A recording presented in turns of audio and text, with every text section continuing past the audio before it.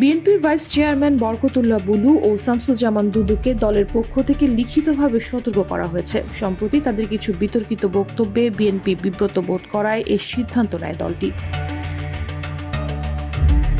৫ মে বিএনপির দপ্তর থেকে পাঠানো চিঠিতে উভয় নেতাকে দলীয় অবস্থান এবং দৃষ্টিভঙ্গির বাইরে গিয়ে কোনো সভা সেমিনারে বক্তব্য না দিতে কঠোরভাবে সতর্ক করা হয়। দলীয় সূত্র জানিয়েছে, চিঠিটি সংশ্লিষ্ট দুই নেতার কাছে পৌঁছানো হয়েছে।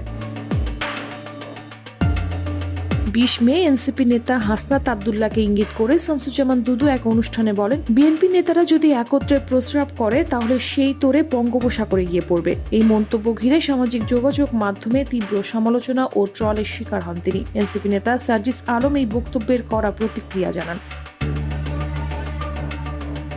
অন্যদিকে বরকতুল্লাহ বুলু ২৫ ফেব্রুয়ারি কুমিল্লার এক সভায় বলেন, শহীদ জিয়ার উত্তরসূরি তারেক রহমান, তার নাম উচ্চারণ করতে হলে অজু করতে হবে। এই মন্তব্য নিয়েও সামাজিক মাধ্যমে জোর সমালোচনা হয়। পরে বুলু দুঃখ প্রকাশ করলেও দলের ভাবমূর্তি অক্ষুণ্ণ হওয়ায় তাকেও সতর্ক করা হয়।